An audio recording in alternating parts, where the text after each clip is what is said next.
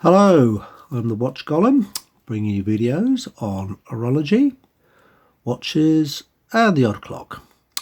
So, welcome. Today, I should do my wristwatch check. So, on my right wrist, I'm still wearing my SKX 007. Love this watch. It does seem to get a lot of wrist time, especially recently. And on my left, I'm wearing a Seiko. It's an early-ish kinetic with a 5M42 series. It's just a titanium one, a bit dressy, not my type of watch, but it belonged to my late father and he liked it very much. And yeah, for a titanium watch, it's actually very nice. The original strap went missing years ago, so I've just got it on a grey NATO. Now, everybody knows the Moon watch. Everybody knows Omega. Everybody knows Speedmaster Professional. It's a watch I desire to own one day, but I do have some issues around getting hold of one. One being, of course, money. Anyway, but many years ago, I was getting into watches. I came across, actually the watch I was after was a Breitling Navitimer. And the more I researched into Breitlings, the more I understood about chronographs, the more I found another watch. I got a little bit obsessed with it, and I bought it, and I still have it. And it's a little controversial. And here it is. This, I'm just going to focus in on it, is an Omega Speedmaster 125. And it is a slightly unusual watch in that it is an automatic chronometer as well as a chronograph. And it was one of the, if not I think, the first automatic chronometer certified chronograph. And it came out in 1973. And in 1973, that is when COSC first started officially certifying watches as chronometers. So this would have been one of the first watches to get certified as a chronometer. Now, there's a lot of, let's say, misunderstanding about these watches and how many of them were built, etc. But first of all, before we go into that, let's actually have a look at it. So, okay, so I had to pause there and go because I forgot my measuring device. So, thickness, it is 42. I can't do lug to lug because it has an integrated bracelet, but I'll do a width of the case. And we have 51, but yeah, 51. Thickness, it's a thick watch, we are looking at 15, so that's not too bad actually. I would give you a lug to lug, but it's an integrated bracelet, so I can't do it. Now, the movement inside this was built by Lemania. It's based on their 1340, and they built a version for Omega. So the Lemania 1340 was a 17 jewel movement, sometimes 22. But of course, Omega, that's not good enough. So they built a version for them, almost identical. They called it the 1040, 22 jewels. And what they did different to the 1340, let's get my wooden pointer, courtesy of Nando's. And of course, you can just about see it in here. It's a little triangle here, and it has, this is in a 24-hour dial, so it goes round. And you'll see that on other Omega 1040 watches, because they were very, very advanced. The movement's very advanced for its time. Now it's this one is a 22 jewels. It is, as I say, chronometer certified. It is what's called a cam operated chronograph, but it also has what's called a central minute counter. So instead of having another subdial with minutes on it, going, one revolution equaling 30, it's done on the cent dial, and I will show you. I will start the watch. There goes the seconds, and as you can see, that with a cross on it, that's the minute hand, counting for the chronograph, and it's incredibly useful. I'm in love with centiminute chronographs. I have another. I have a caliber 1045, which is based on the Lemania 5100, because Lemania can build some chronograph movements. But it is brilliant because you can just instantly read off the dial. You don't have to do a double take and trying to work out, has that 30 minutes or is that 60 minutes that's been round? you can just look at it and go, yeah, 60 minutes. And of course, you've got your hour counter down here, and you have your constant running seconds there at a date window at 3 o'clock. And it is what's called a cam operated chronograph. So instead of a column wheel like the Seiko's 6139s and 6138s, and just about like every new chronograph movement pretty much today, this uses cams, but it's incredibly buttery smooth. I mean, seriously, the 1040 and 1041 movements that Amiga used from Mania are just unbelievable pieces of engineering. They really are. It's just so light. It is really, really beautiful. You just stop, start. There's no pressure on it at all. So yeah, so I'll do a reset. So the advantages of this watch is that they gave it a very, very big case, and that puts people off. And I get it. I do get it. But in 1973, this was a huge watch. Since the 2000s, this to me is a normal watch. I mean, the bracelet is absolutely huge as well. It's almost like they found the disused hull of a German tank from World War II, used that for the case, and then they thought, hey, we'll stick the track on as a bracelet. It really does feel like that. And this is an original bracelet. The number on this is I can't remember, it's a 1221/212, because there were what were called service bracelets, which are not thinner and not really made it look wrong on this watch, because the watch is big and chunky, and it's totally solid. It really is. I mean, this was seriously advanced watchmaking back in the 70s. You can't really see the quality of work that's gone into this watch. I mean, it's basically equivalent of what you get in, well, I wouldn't say today's watches, but maybe say 5 years ago. It really is. I mean, it's got where's my pointer gone? You know, the Amiga symbol, you can't see it because it's hiding behind there, is metal and applied. So is the symbol, and just the quality of work is absolutely fantastic. Now this one is old, it's been used, it's been serviced, but it does work very well. And some people think, oh, it's got the wrong case back on it, but no, it has the hippocampus and it says Speedmaster. I can just see it in the light. And mine also has the special marking, which is also another bit of controversy. I don't know if you can make that out. Just there, it's got the codes. Now there is a book. No, you can't see that in this. There is a book. I will put a link into it. It's a PDF book done by, I'm trying to remember the guy's name now, if I can find them. Who did that book that talks about the history of the Speedmaster? I'm trying to find their names. Oh yeah, Gregorio Rosier, Anthony Markey, and Andy Kulas. They did a very good book about it. But also, if you go to the late great Chuck Maddox website, there's plenty about the Speedmaster 125. It's also where some of the misconceptions came from there, but not to knock Chuck Maddox, who's an excellent writer on watches. He was basing it on information he was given at the time, and that information came from Amiga. And it's where the mystery of that there being only 2,000 of these ever made, but actually it's more likely there were 20,000 of these made. But it does seem only a few thousand were given the special serial numbers on the back. So, because if you look at some of the adverts from the 70s, they say it was a limited edition, only 2,000 made, blah, blah, blah. But it does seem, Amiga didn't seem to keep very good records back then. What else can I tell you about this watch? Well, I'll tell you what I am going to do. I'm going to stick it on the Timegrapher, and we'll see what we do. Now, oh yeah, before I do that, I explain something. The case is a modular case. You can actually pop the entire movement out. It's held in a module with a rubber O-ring. And Amiga did this. They also did this on the Mark 4.5, which I also own. So you can actually swap the whole movement out and put it in a different case. I did think about doing this, but I thought, no, I'm going to keep this one in there. And it's kind of pre-G-Shock almost. It was put there to give protection to the watch, but also to make servicing easy. You can just literally pop the module out. It's quite hard to do, by the way. I'm not going to do it. I did do it when I first got this watch, and it was difficult. It's been fully serviced with a new rubber O-ring in there, etc. So I'm not going to do it now. I'll just leave it as it is. But it has an effect on how you put it on the Timegrapher, because the rubber ring isolates the sound of the watch. So what I do is I put it on the other way and put the connector on the crown.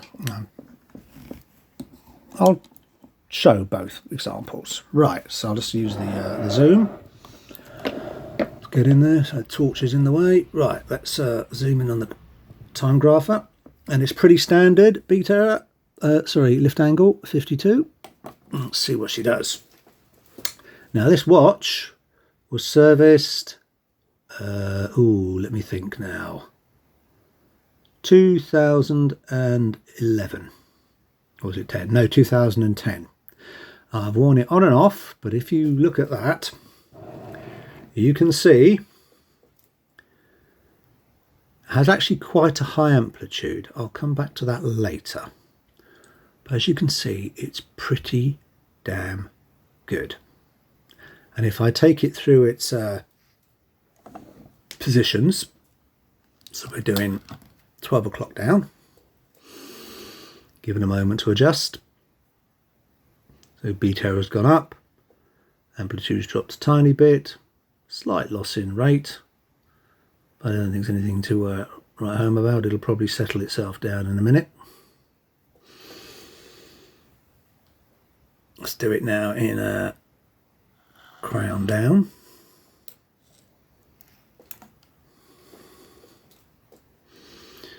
Crown down's typically, you know, you're out and about walking on the streets. If you wear your watch on your left wrist, as you can see, it's relatively consistent. As I say, it was serviced in 2010. Let's get it up into 6 o'clock.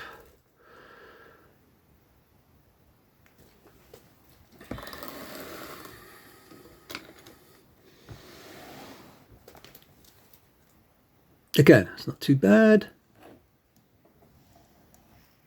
And what's that? Oh, that's 3 o'clock. 3 o'clock's probably the worst, but it's the variation and the consistency on this is actually very, very good. You know, it's still within chronometer standards, and I say that with a caveat because chronometer standards are tested under different temperatures and states of wind.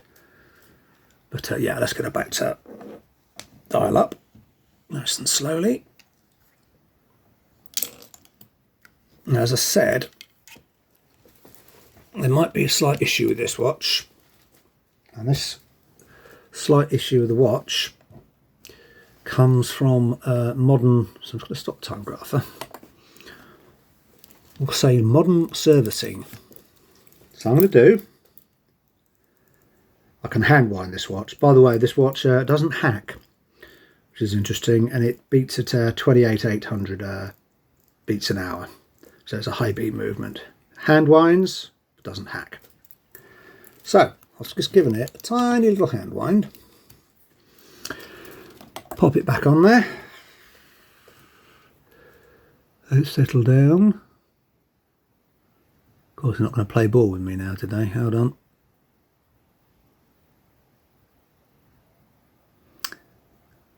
Just give it a moment. I might pause the video. Oh, it's not playing ball. Anyway, what I'm trying to say is the amplitude on this watch I have seen go up to 340. And that's too high. And what can happen when it's too high, you get a situation called overbanking. And that can cause all sorts of damage and problems. So I try not to wear this watch too much. And really, I think it's just a problem of modern lubricants on an old watch. So I will get this watch reserviced soon, and the person I'm going to send it to, I think, is well aware of these situations and these problems, but it's expensive, so I'm not doing it just yet until I get the money. Now, this watch also has another problem, which I'm going to show you, which is when you run the chronograph, you really shouldn't get, I've just started the chronograph, any massive variation in amplitude. However, this watch, oh, it's because I haven't started starting, it's running. There we go, 259. That's quite a drop in amplitude, and it shouldn't do that.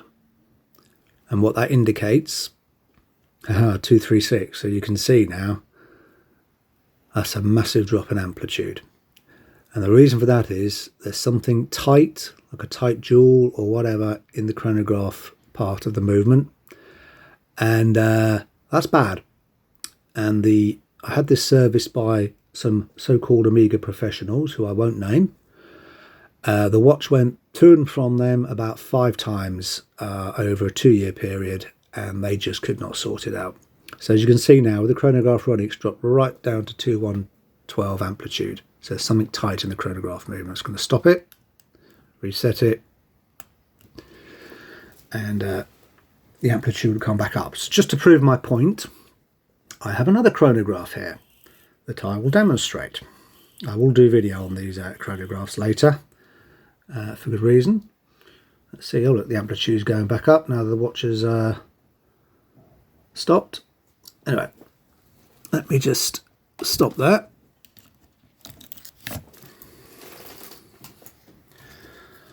Ta-da! I have a Swatch right track automatic chronograph, and this movement's based on the Mania 5100. So I'm going to do is give it a little wind, and this can go on the right way around because it's a hard case. Let's get her on. Squeeze together. I need to reset the lift angle because the lift angle on these is quite crazy. It's 48. Oh yeah, there we go. Take it away. It's actually, and this actually has high amplitude as well, but anyway, and more to do with the lift angle. So I'm going to start the chronograph if I can. Oh, I can't get to the button. Hold on. Remember, it's 336. Right, she's running. Start again. 322. Barely any change. It's dropped like 8 degrees of amplitude with the chronograph running. A little more now, but that's perfectly acceptable for a chronograph, and you'll find that with all automatic chronographs. There should be literally hardly any drop in amplitude when the chronograph is running. Unlike my Speedmaster 125, sadly, is a massive drop. So that will need to be sorted. Let me just stop that. Redo this, reset the chronograph on this. There we go. And boy, this Swatch automatic chronograph again has a cam operated system, and boy are the buttons hard to push. You have to really give them a prompt. There's a proper click in there. But as you can see, that's the difference. I will do a video on the Swatch chronographs another day. So let me stop that. I'm just going to pause the video because I do think one thing I should share with you. So wait there. Okay, so I don't usually do this, but I think it has to be seen because it is gorgeous. And it's a shame when these things are hidden. But I've taken off the case back because I want to show you that movement. It is an absolute thing of beauty. Yes, I know there are more decorative movements out there now, etc. But this is from 1973. Just look at it. I'm going to turn it around slowly. Being a chronometer, all the details are stamped on there. The difference between this movement, the 1041 and the 1040, is the winding rotor is different. The winding bridge, because it's got the stamped on information about the chronometer, it says there, tested, etc. And the main plate, which says 1041 instead of 1040. The model code for this watch, the Amiga model code, is it is an ST378.0801. But yeah, it really is. I did think about getting a see-through back for this, but I'll just be taking the watch off and staring at it all the time. But it really is a thing of beauty. Absolutely gorgeous. It's in pretty good nick, so it's been well looked after. I'm just going to put the case back on, excuse me. Okay, case back on. I'll rejoin the bracelet up later. Now these watches also, well, one of them did, went into space. So another space watch, of which, believe it or not, there are hundreds, absolutely hundreds. But the Russians, a Russian commander called, I'm trying to remember his name. Where are we now? His name was, Vladimir, would be, wouldn't it? Vladimir Dyanibekov wore it in 1978 on one of the Apollo-Soyuz missions. So he had it on a special strap to his wrist, and apparently it's in the Amiga Museum now. his. And the Russians did like their Speedmasters, but they tended to wear all types. Flight Masters, they didn't just wear them, the professionals, they wore Flight Masters, etc. So there we go. That's a review of a watch that some people think is too big and heavy, but I don't. Actually, I should really put it on. Let me refit the strap and I'll stick it on. Okay, just coming back. So there you go. It sits really well. And yes, it is heavy, but it reminds you it's there. It doesn't feel uncomfortable. It doesn't move around much. It sits perfectly in the middle. I love it. And it just, when you look at it, it just feels like a piece of horological history on the wrist. And I do love it. Now, here's the best part about it. Because these aren't really that well appreciated and unloved, they're not that expensive. Now, by expensive, I mean they're not in the sort of £6,000 mark or used Rolex marks. No, you can pick up one of these in good condition, similar to this or much better, from between £2,500 to £3,000. There are plenty of them out there, and I just think, you know, they're a watch store, and I will never sell this one. I do want to get myself a Speedmaster Professional, but if I have to raise money by selling other watches, it won't be this. It'll be something else, but they are a bargain. Anyway, I hope you've enjoyed this video. Please like and subscribe. And as you've probably seen by the way I've treated this watch, I'm not a professional, so don't do this at home. And I'll see you in the next video.